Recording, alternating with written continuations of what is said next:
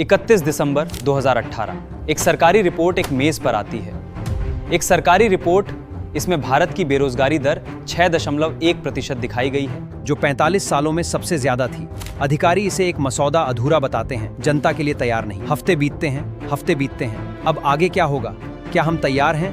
फिर 31 जनवरी 2019 को एक लीक हुई कॉपी मुंबई के एक अखबार तक पहुंचती है। सुबह तक आंकड़े हर जगह फैल चुके होते हैं। ये आंकड़े पीरियोडिक लेबर फोर्स सर्वे से आते हैं, जो ये मापने के लिए बनाया गया था कि कितने भारतीयों के पास काम है और कितनों के पास नहीं। इससे पता चलता है कि बेरोजगारी पहले से कहीं ज्यादा तेजी से बढ़ी है, किसी भी समय से ज्यादा।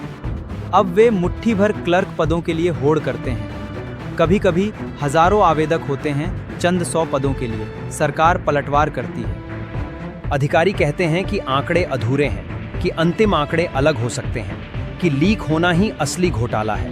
युवा सबसे ज्यादा प्रभावित होते हैं। शहरों में 25 साल से कम उम्र वालों में बेरोजगारी 23% से ऊपर है। जिन किसानों के बेटे कभी सरकारी नौकरी की उम्मीद रखते थे।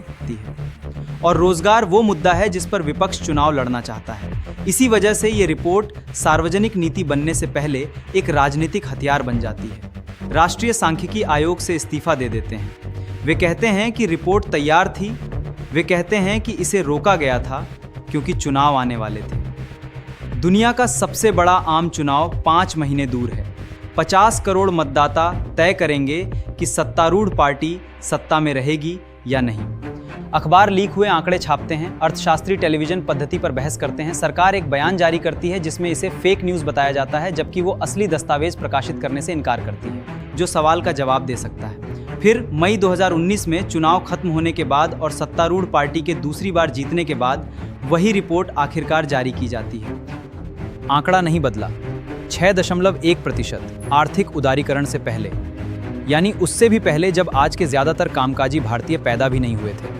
किसी ने पूरी तरह नहीं समझा कि उस एक आंकड़े के नीचे क्या छिपा है। लाखों भारतीयों को गिना ही नहीं जाता बेरोजगार के तौर पर, क्योंकि वे औपचारिक काम की तलाश छोड़ चुके हैं और उसकी जगह अनौपचारिक काम अपना लिया है। ठेले पर सब्जी बेचना, राइड ऐप के लिए गाड़ी चलाना, बिना तय घंटों और बिना तय आमदनी के, बिना किसी अनुबंध के निर्माण कार्य करना और बिना किसी सुरक्षा जाल के। सरकार के अपने बाद के सर्वे बताते हैं कि भारत के कार्यबल का 80% से ज़्यादा हिस्सा। इस बीच ग्रामीण भारत में इस संकट का एक दूसरा चेहरा भी है। किसानों की आमदनी सालों से ठहरी हुई है। कर्ज फसल से भी तेजी से बढ़ा है। जो परिवार कभी अपनी जमीन पर निर्भर थे, अब वे शहर की ओर भेजते हैं, इस उम्मीद में कि फैक्ट्री का काम या गिग वर्क पूरा कर देगा वो जो खेत अब नहीं कर पाता। इसी अनौपचारिक अर्थव्यवस्था में काम करता है, जो श्रम कानून के लिए अदृश्य है, जो पेंशन योजनाओं के लिए अदृश्य है, जिसे सरकारी आंकड़ों में असली नौकरी माना जाता है। वे नहीं बन पाई और ये उस आबादी से तालमेल नहीं बिठा पाया जो कार्यबल में शामिल हो रही है। लगभग 10 लाख युवा भारतीय हर महीने काम करने की उम्र में पहुंचते हैं। यानी जो संकट उजागर हुआ था उस लीक हुई रिपोर्ट से जनवरी 2019 में, खत्म नहीं हुआ, वो आने वाले सालों तक जारी रहा। लेकिन ऐसा शायद ही कभी होता है। दुनिया की सबसे बड़ी अर्थव्यवस्थाओं में से एक जीडीपी के हिसाब से, लेकिन जिन नौकरियों को इस विकास से पैदा होना था, काम करने की उम्र में पहुंचते हैं। यानी जो संकट उजागर हुआ था उस लीक हुई रिपोर्ट से जनवरी 2019 में, वो चुनाव के साथ खत्म नहीं हुआ, वो आने वाले सालों तक जारी रहा। एक महामारी के दौर से गुजरते हुए जिसने रातों रात करोड़ों नौकरियां छीन लीं, और एक कमजोर सुधार के दौर से भी जो पहले से कहीं ज्यादा अनौपचारिक काम पर निर्भर था। जिन आयोग सदस्यों ने इस्तीफा दिया था उन्हें कभी वापस नहीं लिया गया।